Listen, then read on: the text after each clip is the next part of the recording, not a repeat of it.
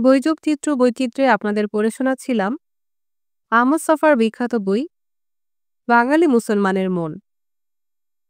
বইটির এই পর্বে থাকছে আহমদ ছফার আরেকটি প্রবন্ধ, শিরোনাম বার্ট্রান্ড রাসেল।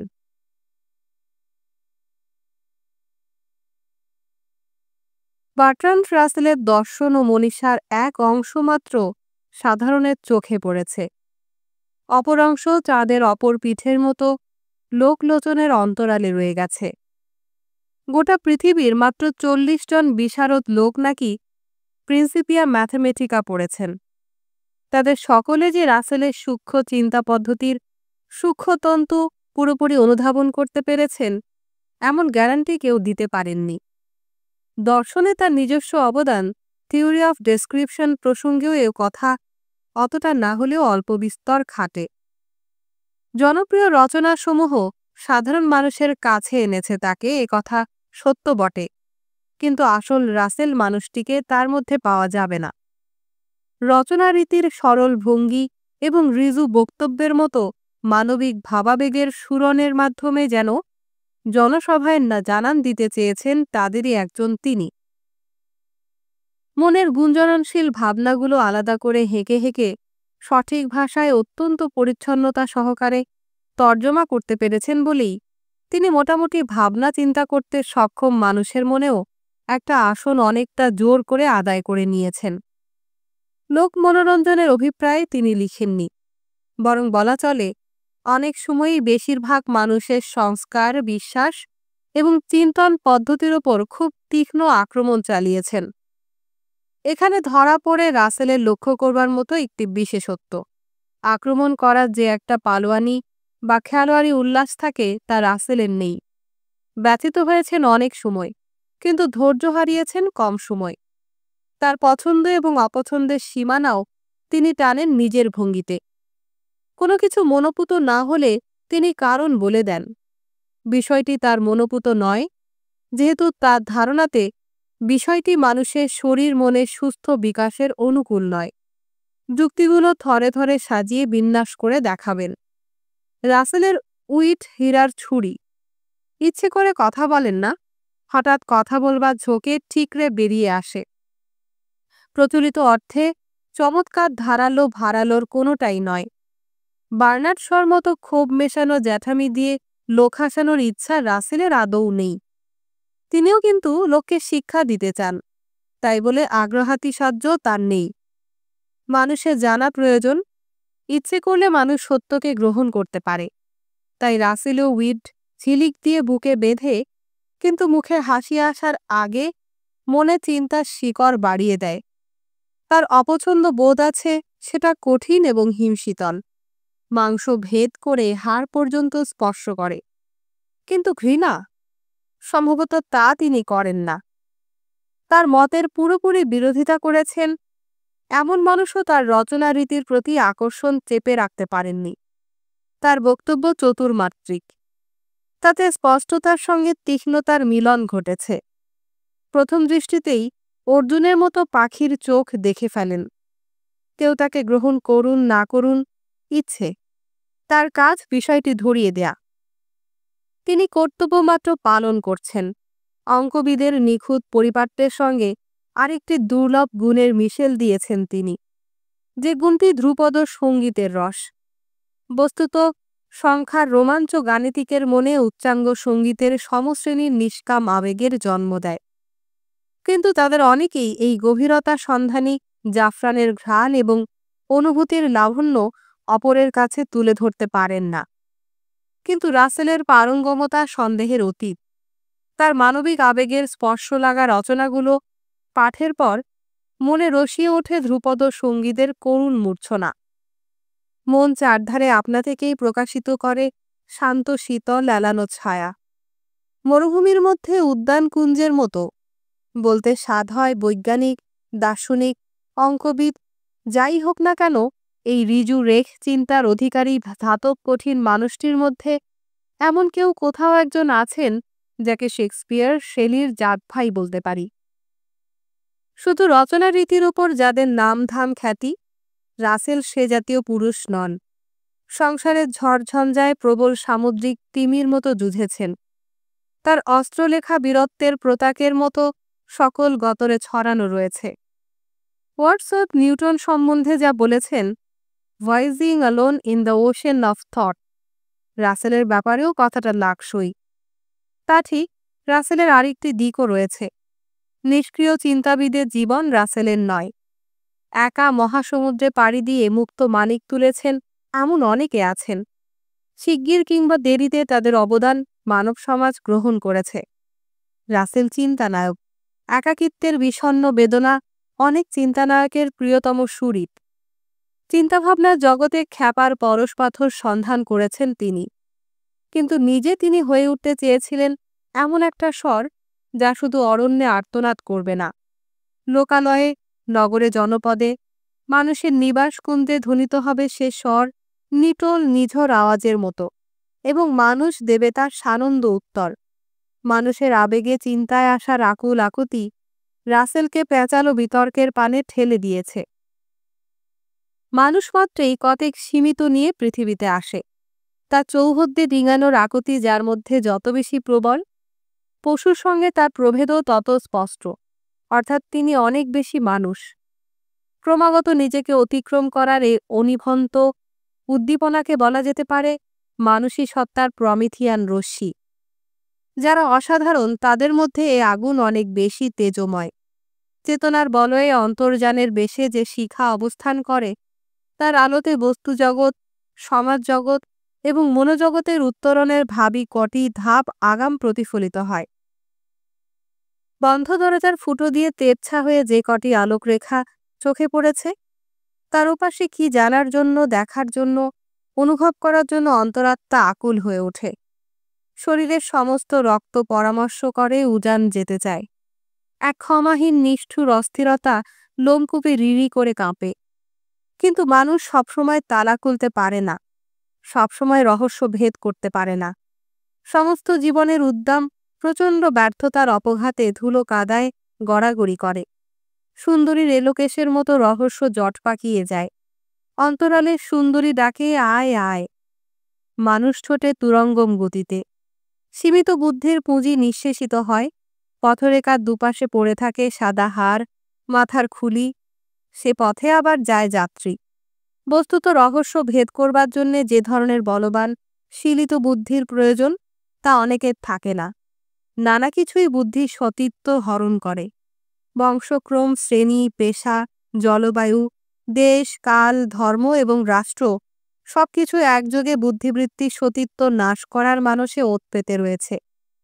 সেগুলো চেকন চেকন লতার নাগপাশের মতো বুদ্ধির শীর্ষ এপাশে না হয় ওপাশে হেলিয়ে রাখে। স্বাস্থ্যপ্রদ সূর্যালোকে অভিসার করতে পারে না। এসব কিছু দরাদরি ছিঁড়ে বুদ্ধিকে প্রাকৃতিক সত্যের মতো করে বিকশিত করাই হল বিজ্ঞান বুদ্ধি। মানুষ কি বিজ্ঞান বুদ্ধির অধিকারী হতে পারে? প্রখর ইচ্ছে দিয়ে চেষ্টা করলেও পরিশীলন সে আনতে পারে? জন্ম এবং মৃত্যুর পরাক্রান্ত সীমানা মেনে নিয়ে কাজে নামতে হয়। তার জন্মের জন্য সে নিজে দায়ী নয়।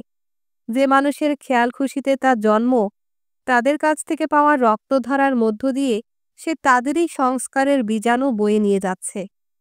তারপরে অসহায় মানব শিশু মা বাপ সমাজ সংস্কৃতি থেকে স্নেহ, প্রেম, রাগ, অনুরাগ, ক্ষোভ, দেশ, বিদ্রোহ, বিপ্লবের মাধ্যমে যা গ্রহণ করে, যেসব সংস্কারের জাল তাকে আটকে ধরে, জীবনকে বলা যেতে পারে চলিষ্ণু উদ্ভিদ। আবার আরেক নামেও ডাকা যায় চিন্তান্বিত কামনা। এখন কথা দাঁড়ালো, চিন্তান্বিত কামনা তরুর গতিবিধি কতদূর পর্যন্ত স্বকীয় চেষ্টা, উদ্যম এবং শ্রমে নিয়ন্ত্রিত করতে পারে মানুষ। শিওরে তো মৃত্যু পরোয়ানা হাতে দাঁড়িয়ে আছে। সুদীর্ঘদিন সুপরিকল্পিত পদ্ধতিতে মেজে ঘষে অবচেতনকে চেতনের স্তরে এনে সত্য মিথ্যা পরখ করে দেখবে সে ফুল্ল অবসর কই। তবু মানুষ এ সংকীর্ণ সময়সীমার বাঁধনের মধ্যে নিজের বুদ্ধি এবং বোধির স্বরূপ যত দূর উপলব্ধি করতে পারে, সিদ্ধি তত দূর। বার্ট্রান্ড রাসেলের সীমিতি কত দূর এবং তা ভাঙার জন্য তার চেষ্টা কত বেশি সানানো এবং পরিকল্পনা কতদূর নিখুঁত, উপলব্ধির জন্য আশা করি উপরের কথা কটির প্রয়োজন আছে। রাসেল জন্মেছিলেন ইংল্যান্ডের এক বনেদি পরিবারে। তার পূর্বপুরুষদের কেউ কেউ কীর্তিমান ছিলেন। তার বাবা এবং এক জ্যেষ্ঠ ভ্রাতা ছাড়া পরিবারের সকলে ছিলেন আচারনিষ্ঠ খ্রিস্টান। খুব ছোট বয়সে রাসেল মা বাবা দুজনকেই হারান। তাই পিতামহ এবং পিতামহীর আশ্রয়ে তাকে শৈশবকাল অতিবাহিত করতে হয়। তারা প্রচলিত খ্রিস্ট ধর্মের শিক্ষায় তাকে শিক্ষিত করে তোলেন। রাসেলের চরিত্রে এবং ব্যক্তিত্বে খাঁটি খ্রিস্টানের কিছুটা রেশ রয়ে গিয়েছে। তাই সে সময়টা ছিল রানী ভিক্টোরিয়ার আমল। ঐতিহাসিকেরা রানী এলিজাবেথের যুগ থেকে ভিক্টোরিয়ার রাজত্বকাল পর্যন্ত প্রসারিত সময়কে ইংল্যান্ডের ইতিহাসের স্বর্ণযুগ বলে অভিহিত করেছেন। এই সময়ে বাকি 4টি মহাদেশে ব্রিটিশ সাম্রাজ্যের বিস্তৃতি ঘটে। ইংল্যান্ডের যা গর্বের বস্তু, শিল্পকলা, দর্শন এবং যন্ত্রশিল্প ওই সময়ই বিকশিত হয়। অভিজাত শ্রেণীর ইংরেজ ভদ্রলোক যে জাতি ও শ্রেণিক বীরত্বের ব্যঞ্জনা মধ্যদিনের অলস স্বপ্নে বলনাচের আসরে অনুভব করতেন, সে পরিবেশেই মানুষ হয়েছেন রাসেল।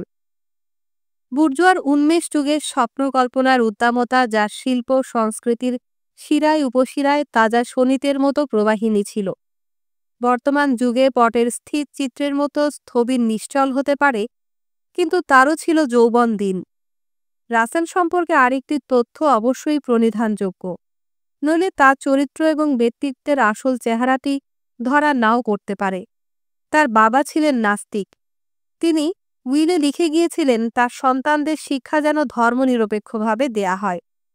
পরে এ সম্পর্কে অবহিত হলে রাসেলের মনে ঘোর প্রতিক্রিয়া হয়। সুতরাং নির্দ্বিধায় বলা যায়, উত্তরাধিকার সূত্রে তিনি নাস্তিকতা পেয়েছিলেন।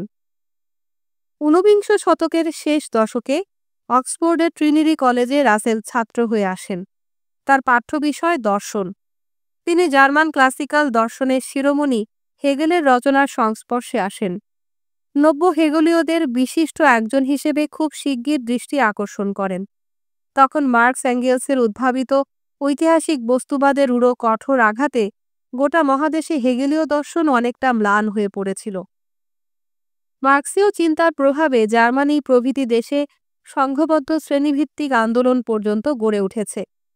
রাসেল যেহেতু শৈশবে খুবই নিঃসঙ্গ থেকেছেন, সম্ভবত সে কারণে শিগগিরই হেগেলের দর্শনের বাকসর্বস্বতা থেকে নিজেকে মুক্ত করতে পারলেন, ঝুঁকলেন অঙ্কের দিকে।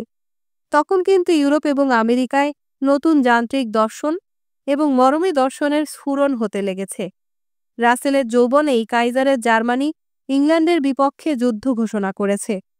তাবৎ ইউরোপীয় শক্তি সে যুদ্ধে এপক্ষ ওপক্ষে অংশ নিয়েছে। লেনিনের নেতৃত্বে কমিউনিস্টরা জারের রাশিয়ায় সোভিয়েত রাষ্ট্রের জন্ম দিয়েছে। এ সমস্ত বিষয় একযোগে রাসেল মানুষটির অন্তর্লোকে রেখেছে গভীর অনপনেয় স্বাক্ষর। উপরের ঘটনা প্রবাহ ও ভাবনাস্রোতের নিরিখে রাসেল চরিত্র বিশ্লেষণ করলে তার মহত্ব বিরাটত্ব বুঝতে পারব, এমনকি তার অসঙ্গতিগুলো বিচার করতে পারব। প্রথমত, তিনি ইংরেজরা বিপজ্জনক রকমের প্র্যাকটিক্যাল মানুষ। সম্ভবত ভুয়ো দর্শনের প্রতি অধিক ঝোঁকের কারণেই সমস্ত ইংরেজ জাতি একজন প্রথম শ্রেণীর চিত্রকর এবং এক হবস বাদে কোনো বিশাল কল্পনার দার্শনিক সৃজন করতে পারেনি। বস্তুর প্রতি মোহ এবং অবারিত কল্পনার প্রতি সন্দেহসূচক দৃষ্টিভঙ্গি ইংরেজ জাতের একচেটে রাসেলেরও তা আছে। আত্মকথার গোড়ার দিকে তিনি তা স্বীকার করেছেন। ভিক্টোরিয়া যুগের বনেদি ইংরেজের রুচি তার চরিত্রের গড়নে রেশমি বস্ত্রের সুন্দর কারুকর্মের মতো ফুটে রয়েছে। নানা পরিবর্তন রূপান্তরের মধ্যেও রংছুট হয়নি। আজ সে যুগে দার্শনিকেরা মনে করতেন যুক্তির মাধ্যমে সমস্ত কিছুর সমাধান সম্ভব। তাকে তাও প্রভাবিত করেছে। শ্রেণীগতভাবে তিনি অভিজাত ছিলেন। কতক কোমল মানবিক অনুভূতি এবং মানুষোচিত হৃদয়বৃত্তির অধিকারী হতে পেরেছিলেন। বুর্জোয়ার নগদ টাকার সম্পর্কে এ সম্বন্ধের উপর প্রচণ্ড একটা আঘাত এনেছে। অভিজাত কুলে জন্ম চিরকালের জন্য তার বিপজ্জনক বিপ্লবী হওয়ার পথ বন্ধ করে দিয়েছিল। তাই দেখা গেছে চূড়ান্ত সময়ে যখন ঘটনাস্রোত অস্ত্রের ভাষা প্রয়োগ করা অপরিহার্য করে তুলেছে, তখনও রাসেল দুরূহ পরিশ্রম করে যুক্তি বের করে আনছেন। যে যুক্তি রাসেলের জন্য সত্য ছিল, পৃথিবী তা গ্রহণ করেনি। ঘটনা ঘটেছে নিজের নিয়মে। রাসেলকে পুরনো যুক্তি আবার নতুন করে ঝালাই করে নিতে হয়েছে। ঘটনাস্রোতের বেগ বারবার যুক্তির গোছালো সুতো আওলা করেছে। বুদ্ধির ভাষা বোঝেন এমন সব মানুষও বিভ্রান্তিতে পড়েছেন। এখানেই রয়েছে তাকে ভুল বোঝার উৎস। কৈশোরে নিঃসঙ্গতা নিঃসন্দেহে তার মনে প্রশ্নশীলতার বীজ বপন করেছিল। ট্রিনিটি কলেজের জ্ঞানের উত্তাপিত আবেষ্টনীর মধ্যে তার সবল অঙ্কুরণ লক্ষ্য করার মতো। রাসেলের সৌভাগ্য, তিনি অনেকগুলো যুগান্তকারী প্রতিভার সঙ্গে মানসিক আলিঙ্গন করতে পেরেছিলেন। দার্শনিক জি.ই. মুর, অর্থনীতিবিদ কিস এবং আরও অনেক যুগন্ধর প্রতিভা তার বন্ধু ছিলেন। আশ্বস্ত পরিবেশ যুবকের লজ্জা কেড়ে নিল। সে সঙ্গে নিল আল্লাহ এবং খ্রিস্ট ধর্মের প্রতি আস্থা। ভেতরে স্বেচ্ছাচারী শক্তি নিজের পথ কেটে প্রবাহিত হল। হেগেলের ইতিহাসের দর্শনকে তো অগ্রাহ্য করলেনই, এমনকি অন্যান্য দার্শনিকের ওভারকোটেও আত্মগোপন করলেন না। তার অন্ধ্রিসন্ধান শিগগির জগৎকে দেখার, বোঝার, বিচার করার, ঘটনা ব্যাখ্যা করার নিজস্ব একটা ভঙ্গি উদ্ভাবন করল। আনারের চোখেও ধরা পড়বে জার্মান ক্লাসিক্যাল দর্শন থেকে তিনি কতটুকু সরে এসেছেন। রাসেলের দর্শনে মৌলিক অবদান, থিওরি অফ ডেসক্রিপশনের বিবরণ অল্প কথায় দেয়া সম্ভব নয়। একটি উদাহরণের সাহায্যে বিষয়ের একটা প্রাথমিক ধারণা মাত্র দেয়া যেতে পারে। ধরুন একটা চোখ, তার বিশেষ আকার, বিশেষ গড়নভঙ্গি আর রয়েছে যান্ত্রিক নির্মাণ শৈলী। সূক্ষ্ম সূক্ষ্ম যন্ত্রপাতির প্রভাবে বাইরের আলোকের প্রতিফলনে সক্ষম। যে যন্ত্রটির মাধ্যমে সম্পাদন করে এ প্রতিফলন কর্ম, তাকে বলা যেতে পারে অক্ষিগোলক। এর প্রতিফলন কর্মকেই আমরা বলি দেখা। কিন্তু হেগেলীয় দর্শন চোখকে দেখবে অন্যভাবে। চোখের কোনো আলাদা অস্তিত্ব স্বীকার না করে বলবে, চোখ মানব শরীরের একটা অংশ। ব্যক্তি মানুষ আবার সমাজ মানুষের একটি অংশ। সমাজ যখন সার্বভৌম রাষ্ট্রে পরিণত হয়, তখনই আসে সাবালকত্ব। তার মতে রাষ্ট্র মানুষের হাতে গড়া ঐশী প্রেরণার শ্রেষ্ঠ প্রতীক। ওখানে তিনি থামেননি, বিষয়টি অনেক দূর গড়িয়ে নিয়ে গেছেন। জাতিতে জাতিতে যুদ্ধ ক্ষতিকর নয়, বরং লাভজনক। রক্তক্ষয়ী যুদ্ধের মাধ্যমেই ঐশী রাষ্ট্রের প্রতিষ্ঠা হবে। হেগেল জীবনে প্রাশিয়ার বাইরে যাননি, তাই জার্মান রাষ্ট্রকেই বিশ্বরাষ্ট্র বুঝতেন। এখনও হয়নি, হওয়ার পথে। প্রমাণ করার জন্য বিরাট বিরাট কেতাব লিখেছিলেন। তার একটা প্রচ্ছন্ন নির্দেশ ছিল দর্শনের অন্তরালে। সম্রাট অস্ত্রশস্ত্র সংগ্রহ করে যদি যুদ্ধ ঘোষণা করেন, তাহলে শিগগির বিশ্বরাষ্ট্রের প্রতিষ্ঠা হয়। বলা বাহুল্য, সে কর্মটি কাইজার এবং হিটলার উভয় করেছিলেন। হেগেলের দর্শন নিঃসন্দেহে প্রকাণ্ড মানব চিন্তার প্রকাশ। কিন্তু রাসেলের সে চোখের ব্যাপারটির কোনো সমাধান নেই তাতে। বিষয়কে ধরে দেখা, ছুঁয়ে দেখার ইংরেজ সুলভ প্র্যাকটিক্যালিটি তাকে হেগেলের দর্শনের স্বর্গীয় উন্মাদনা থেকে রক্ষা করেছে। বিজ্ঞানের সর্বাধুনিক তত্ত্বের নিরিখে বারবার প্রায়োগিক দিকটি যাচিয়ে দেখার প্রয়াস পেয়েছেন। বলতে হয়, তার দর্শনের এই ভঙ্গিটি তাকে করে তুলেছে সংশয়বাদী।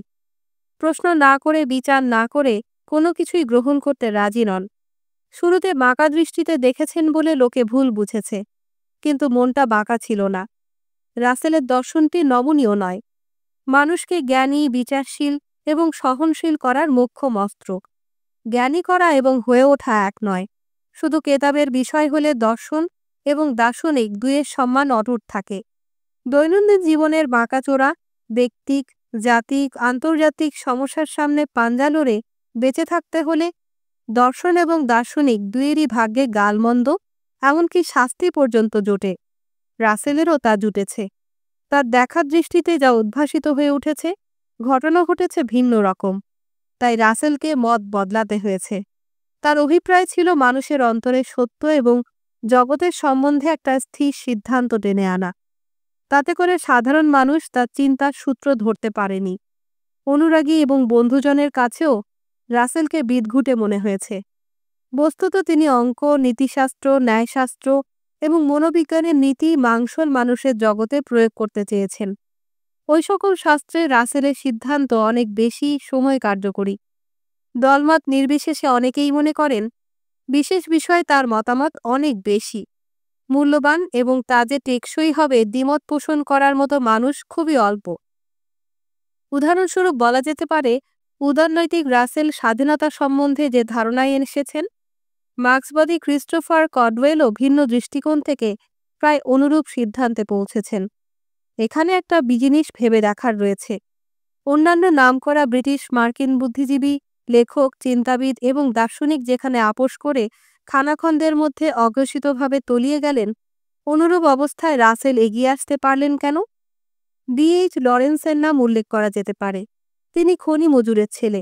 লাঞ্ছিত এবং বঞ্চিত জনের প্রতি তার সমবেদনা অনেক বেশি বাস্তব এবং ঘনীভূত হওয়ার কথা। কিন্তু তিনি হলেন ফ্যাসিবাদ, বর্ণবৈষম্যবাদ এবং হাতুড়ে সুলভ যৌন সর্বস্বতাবাদের প্রবক্তা। আমাদের গোড়ায় ফিরে যেতে হবে। সে সন্দেহ রাসেলকে সহজ বিশ্বাসী হতে দেয়নি, কঠিনের পূজারি করেছে। তার বলেই রাসেল বেরিয়ে আসতে পেরেছেন। পক্ষান্তরে লরেন্সের মধ্যে ছিল চিন্তা, ছিল না, ছিল সংবেদনা। অনর্গলিত পথেই তীব্র বেগে গ্যাসের মতো বেরিয়েছে। রাসেলের ভুলচুক আছে, কিন্তু তিনি চলমান মানব। তার জীবন পথে ধ্রুব নক্ষত্র দুটি, এক সত্য, অন্য স্বাধীনতা। সত্য বলতে চ্যাপ্টা এবং গোলাকার যুগপথ, সেরকম কোনো পদার্থ নিশ্চয়ই রাসেল মনে করতেন না। সত্য চলমান, সত্য সজীব, সত্য বাঁচার আনন্দে, কবির কাব্যে, বিজ্ঞানীর গবেষণায়, শ্রমজীবী মানুষের ঘাম শ্রম সংগ্রামে নিত্য মুকুলিত হচ্ছে। জ্ঞান এবং জীবনকেও তিনি দেখেছেন একটি বিশেষ দৃষ্টিকোণ থেকে। মানুষের জীবনের চারধারে যে অদেখা অন্ধকার কুহক সৃষ্টি করে, জ্ঞানের শানিত তলোয়ারে হত্যা করে জীবনকে দেখতে চেয়েছিলেন প্রবাহিনী নদী রূপে। জীবন সুন্দর হবে, সুখী হবে, বলিষ্ঠ ভাবনা সমৃদ্ধ হবে এবং আকাশের আয়তনে মাথা তোলা সবল ওকগাছের মতো বাড়বে। তাই তিনি জ্ঞানী হতে চেয়েছিলেন।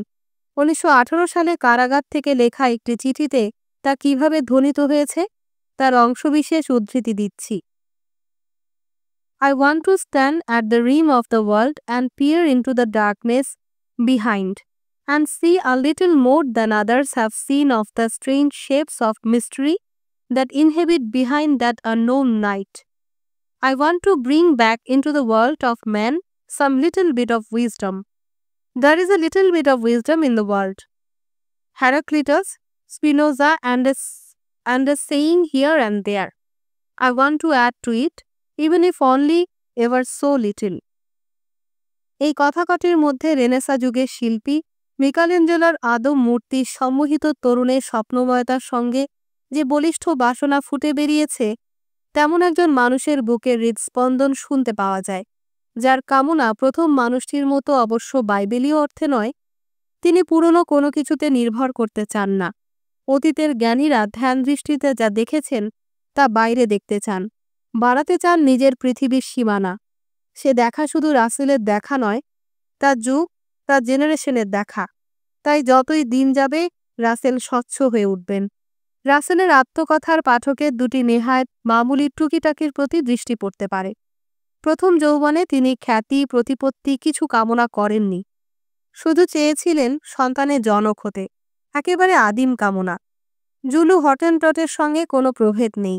প্রথম সন্তানের জনক হওয়ার সংবাদ এমন বিভোর আনন্দে পরিবেশন করেছেন, নেহায় জৈবকর্মে বিরক্ত মানুষের মনেও এক ঝলক দক্ষিণা হওয়া সমীরিত হয়। এই মানুষই আবেগটি রাসেলের অমরত্বের কারণ। তিনি বিশাল পুরুষ, বিখ্যাত মানুষ।